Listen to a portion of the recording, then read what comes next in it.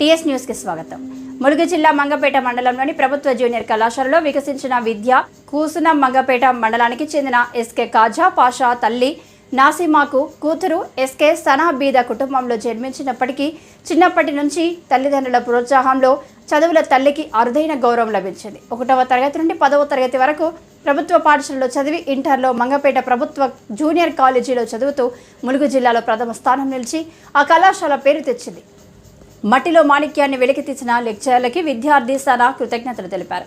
ఈ విషయం తెలుసుకున్న హ్యూమన్ రైట్స్ రాష్ట్ర అధ్యక్షులు రాజా రవి, రాష్ట్ర కమిటీ సభ్యులు శివ విద్యార్థినికి షాల్వా కప్పి సన్మానించారు.